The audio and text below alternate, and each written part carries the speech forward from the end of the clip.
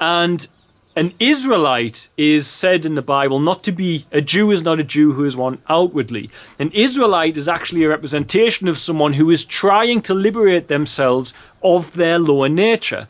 This is the journey of a true Israelite. God's chosen people are those who choose to discipline their lower nature to reach up and be as and follow the teachings of Jesus Christ and try their best to do greater works than he, as he asked us and told us we could do.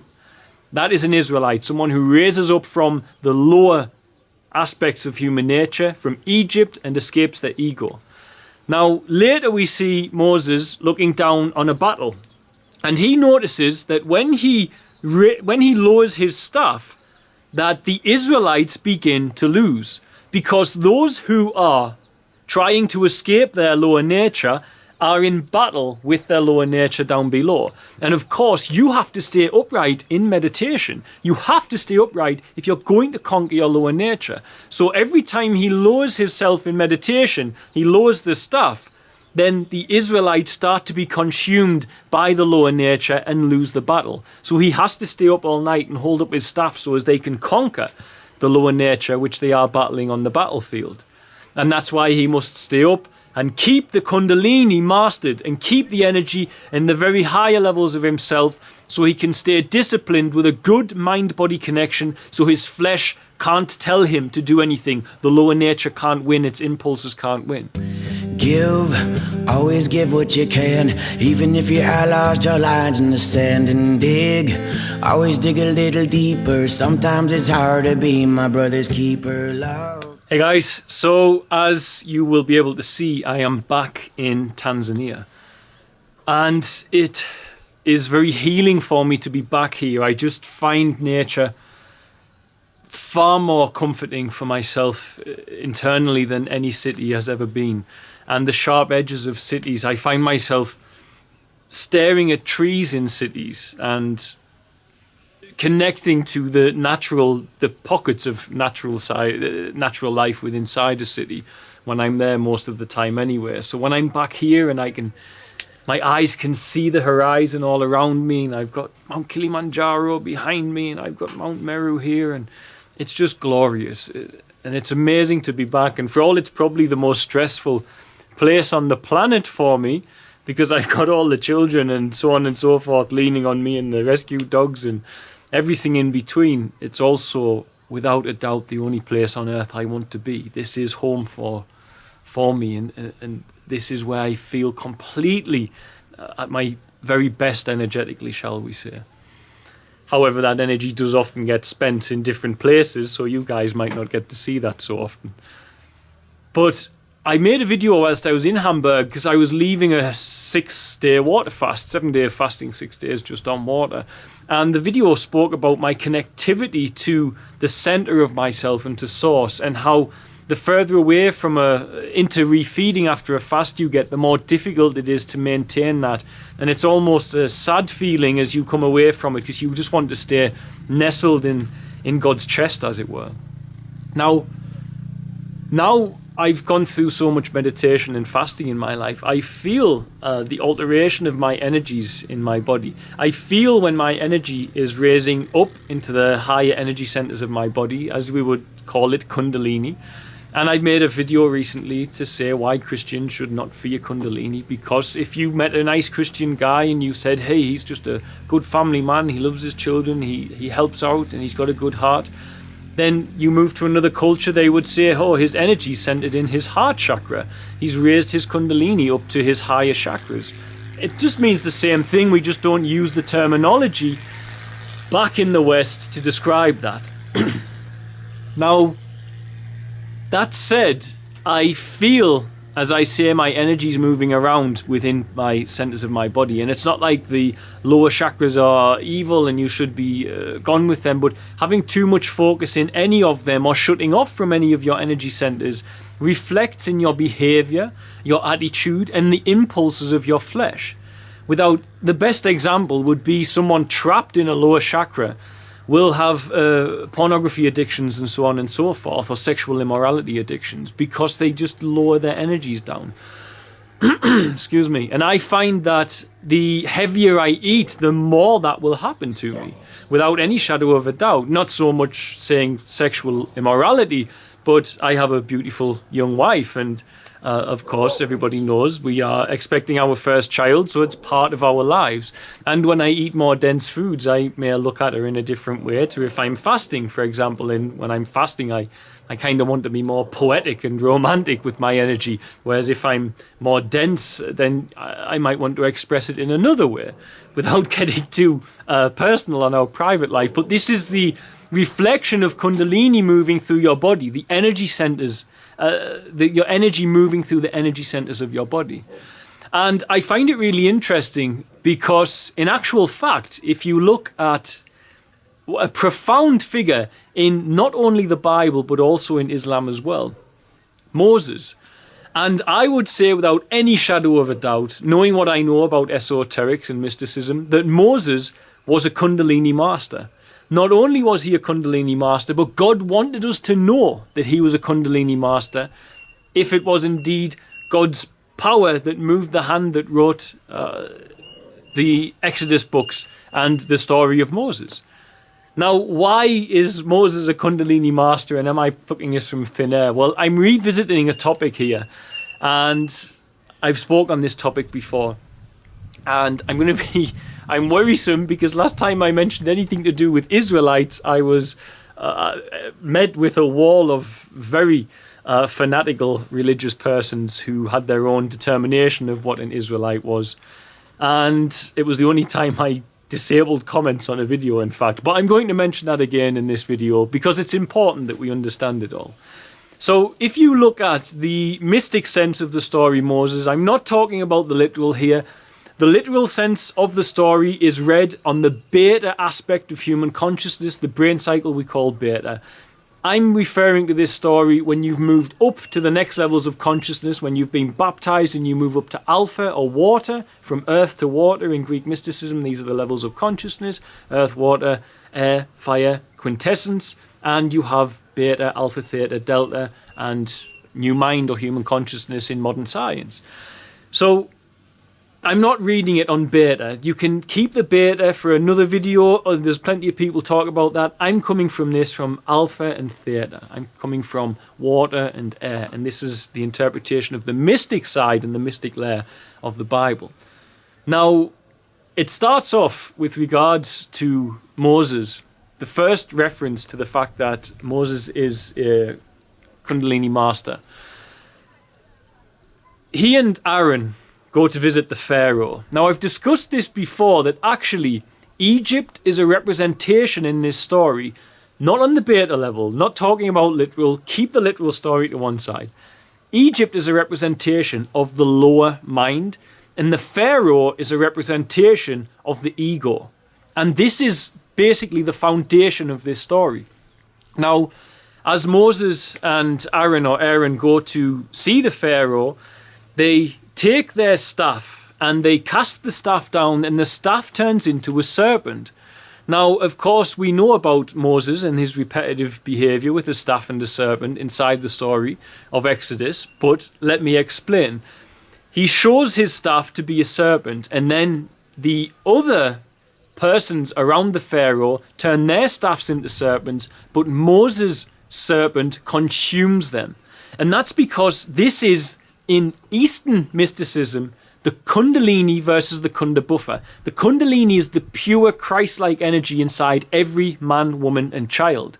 And the Condor Buffer is the negative use of it, that which is used in Satanism and so on and so forth, and black sexual tantra and all this sort of stuff. Black magic, as they say, or black tantra, I think is the correct term.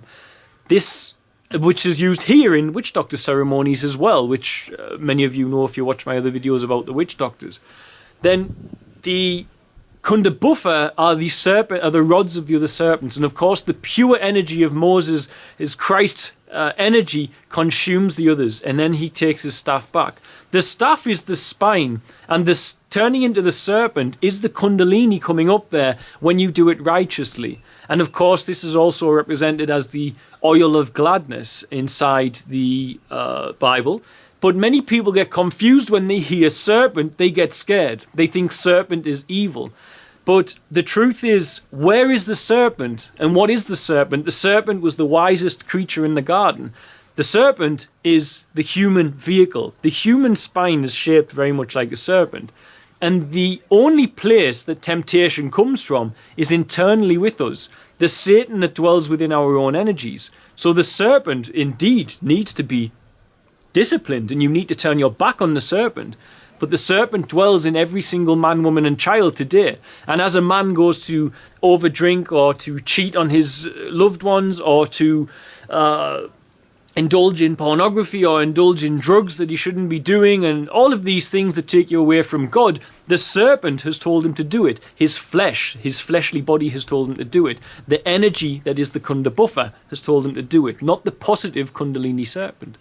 So the serpent, he turns it back into a staff, and so it's gone. And the staff is used at other times as well to initiate some of the plagues of Egypt, but I'm not going to get into all of that because it's going to make the video epically long. I'll revisit Moses again, but I'm interested in the very clear things that you can see with regards to this story and how Moses is, without a doubt, a Kundalini master, and we're supposed to understand that he was. And there's nothing wrong with that. There's nothing unchristian about it. In fact, if anything, it's a perfect way to understand how we are failing to bring about a world where Christ consciousness dominates. Instead, we're in a world where Antichrist consciousness and war and so on and poverty dominates. So then we have the crossing of the Red Sea. Now, red means emotion in mysticism. I've touched on this before with my Horsemen of the Apocalypse video and so on and so forth. But red means the emotion. And how does Moses have to cross the Red Sea? Well, he has to hold up his staff and his hand. And as he does, the emotions part and he crosses the Red Sea.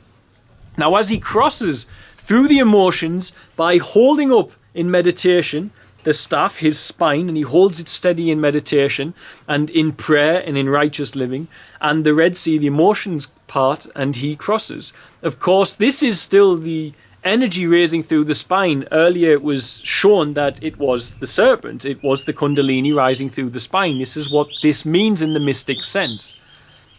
When he crosses over, the emotions come, and he's already fled the lower mind. He's on his way out of the lower mind of Egypt, and the ego is chasing him down, and of course the ego is washed away by that which comes from the west, not the east. The east is the promised land. The east is the space of human wisdom, love, consciousness, spirituality, the right hemisphere. Cast your net to the right side of the boat to catch 153 fish. 1 + 5 + 3 is 9, the number of human consciousness in biblical terms. It comes from the west, however. The left brain comes and washes away the ego. Sorry, someone started their generator next door, so I had to stop. The left brain is the home of the carnal mind in esoterics, in mysticism. The left brain. That's why you have to tithe the 10%, the left brain of yourself. So the left brain comes and consumes the ego, which is the Pharaoh chasing after he who is pursuing the liberation of the lower self. And an Israelite is said in the Bible not to be, a Jew is not a Jew who is one outwardly. An Israelite is actually a representation of someone who is trying to liberate themselves of their lower nature. This is the journey of a true Israelite. God's chosen people are those who choose to discipline their lower nature to reach up and be as and follow the teachings of Jesus Christ and try their best to do greater works than he, as he asked us and told us we could do. That is an Israelite, someone who raises up from the lower aspects of human nature, from Egypt, and escapes their ego. Now, later we see Moses looking down on a battle, and he notices that when he lowers his staff, that the Israelites begin to lose. Because those who are trying to escape their lower nature are in battle with their lower nature down below. And of course, you have to stay upright in meditation. You have to stay upright if you're going to conquer your lower nature. So every time he lowers himself in meditation, he lowers the staff, then the Israelites start to be consumed by the lower nature and lose the battle. So he has to stay up all night and hold up his staff so as they can conquer the lower nature which they are battling on the battlefield.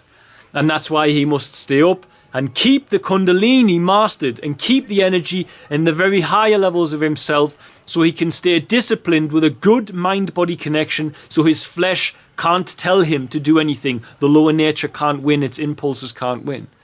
Then later we see Moses go to a rock, and it's a very strange story that he hits a rock twice with his staff to receive water from it. And because of this, God says, you're disobedient, I'm not going to let you get to the promised land. Then it's very confusing. What does that mean in a literal sense? Many people have many ideologies about this, but if you look at it in the mystic sense, hitting the rock is that which is natural. Brick in the Bible is unnatural, rock is natural. Hitting the rock with his staff means that he tries to use force to enter the next level of consciousness. And as I've said, earth, water, air, fire, quintessence. He tries to go from earth to water by using force. You can't use force. You have to use subtle gentleness. And in other words, you have to speak to the rock as God told him to. You have to speak with the natural side of yourself. You mustn't try to force it or lose your temper with it, or you will not go to the promised land flowing with milk and honey. The pituitary and the pineal gland, the home of the body's DMT, melatonin secretions, the amber substance, and the serotonin, which predominantly is created in the gut, but plays a massive role in the pituitary, because this is the promised land flowing with milk and honey. Once you've raised your energies, your kundalini, your chrism as well, your anointing, up through the hypoglossal, and as I mentioned recently, the olive of the hypoglossal, and you get up to cross the vagus nerve, and you get into your promised land, your pituitary and your pineal gland, and you see God face to face in the place that Jacob called Peniel. And God said, you're not getting in there. You're not coming to the promised land, and you're not coming in because you tried to use force to get there. And I told you all along, never try to use force, because force will not get you there. Only mastering your kundalini, as Moses clearly did, by being upright in meditation and prayer and righteousness and hating wickedness, and thus you can be anointed with the oil of gladness, as it is said in the Bible, can you possibly be a true Israelite and overcome your lower nature. And this is Moses, the kundalini master, without any shadow of a doubt in my mind. On the beta level, he's Moses. On the bottom level, he's Moses, and there's nothing wrong. That is our standard level of consciousness. It's probably the most important because it allows us to feed ourselves. But when you move up into alpha and theta, and your mind starts to perceive the mystic aspects of the Bible, the parable and the dark sayings, as we are instructed to understand inside the Bible so as we can understand it. And we understand that inside of the book of Genesis that there are allegories, because it physically says these things are an allegory at one point. So there are allegories to look for. And when you understand the relationship between the mysticism of the East and its relationship with that part of the world at that time, with the great libraries of Alexandria and those persons coming over from Alexandria with those teachings about Kundalini and so on and so forth, then we have a new way of them presenting it, a very sophisticated and powerful way. And the story of God's chosen people has a code inside it to tell each and every one of us how we ourselves must flee Egypt by mastering our Kundalini. We flee Egypt, our lower mind. We escape the Pharaoh, our ego. We cross our emotions by holding our energies upright, our Kundalini into the highest levels of ourselves by being a righteous and a good person, in short, if you don't like the term Kundalini.